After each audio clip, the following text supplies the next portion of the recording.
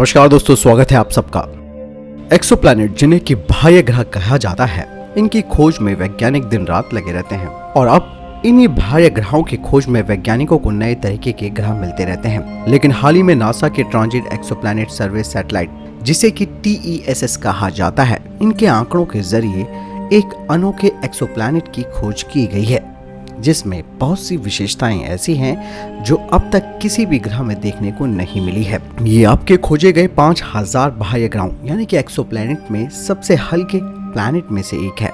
इसका भार पृथ्वी का लगभग आधा है और इसका डायमीटर यानी कि व्यास 9000 किलोमीटर से ज्यादा है, जो मंगल के व्यास से थोड़ा ज्यादा है। शोधकर्ताओं का कहना है कि उनका शोध दूसरी पृथ्वी की खोज की दिशा में एक अगला और महत्वपूर्ण कदम है, क्योंकि ये दर्शाता है कि खगोलविद अब बहुत छोटे ग्रहों की विशेषताओं का भी पता लगा सकते हैं। इस अध्ययन के लेखक ने बताया कि एक्सोप्लैनेट पे किए जा रहे इस नए अध्ययन में ग्रह के आकार और भार की गणना 2 पद्धतियों के उपयोग से की गई थी। इन 2 पद्धतियों के बारे में उन्होंने कहा कि दोनों ही पद्धतियों में ग्रह के तारे से आने वाले प्रकाश के अध्ययन की मदद ली गई। एक में तारे के सामान से बार बार गुजरने पर चमक में होने वाली कमी को मापा गया, वहीं दूसरी पद्धति में ग्रह के तारे की गतिविधि पर पड़ने वाले प्रभाव का अध्ययन किया गया। इसके अलावा वैज्ञानिकों ने कहा कि दूसरी पद्धति में गतिविधियां बहुत ही धीमी गति से हो रही थी, जो करीबन 80 सेंटीमीटर प्रति सेकंड की दर से थी। इसका अवलोकन इतना बढ़िया और रोमांचक रहा कि हम 31 यानी कि 31 प्रकाश वर्ष की दूरी से ही इस छोटे ग्रह की गतिविधियों को देख पाने में सफल रहे। इस अध्ययन से जुड़े अन्य शोधकर्ताओं ने कहा कि GJ 367b नाम के इस ग्रह की त्रिज्या और भार के सटीक निर्धारण के आधार पर इसे एक पथरीला ग्रह करार दिया गया है। साथ ही उन्होंने कहा कि इसे पृथ्वी से थोड़ी छोटी ग्रह की श्रेणी में रखा गया है और इसमें दूसरी पृथ्वी की खोज की दिशा में एक अहम कदम माना जा सकता है। GJ 367b बाह्य ग्रह को अल्ट्रा शॉर्ट पीरियड यानी कि USP के समूह का ग्रह है, जो अपने तारे का चक्कर 24 घंटे से भी कम में पूरा करता है।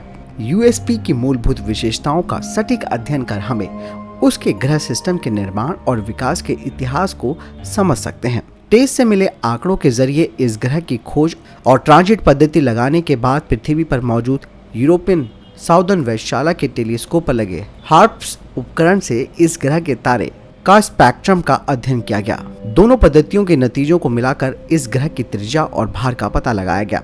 इसकी त्रिज्या पृथ्वी की त्रिज्या का 72% है और भार 55% था। शोधकर्ताओं ने इस ग्रह की त्रिज्या और भार की गणना 7 और 14% सटीकता से मापन किया। इसके अलावा शोधकर्ता ये अनुमान लगाने में सफल रहे कि इस एक्सोप्लैनेट की आंतरिक संरचना कैसी होगी। ये कम भार का पथरीला ग्रह होना चाहिए, लेकिन इसका घनत्व पृथ्वी के घनत्व से ज्यादा है, जिसका मतलब ये है कि इसकी क्रॉड में लोहा बहुत अधिक होना चाहिए। शोधकर्ताओं का कहना है कि ये विशेषताएं बुध ग्रह की तरह हैं। ये एक्सोप्लैनेट भी अपने तारे के बहुत पास होने की वजह से बहुत गर्म है, जहां पृथ्वी की तुलना में 500 गुना ज्यादा शक्तिशाली विकिरणें आती हैं। सतह का मापन 1500 डिग्री सेल्सियस तक पहुंच जाता है, जहां सभी चट्टानें पिघल जाती हैं।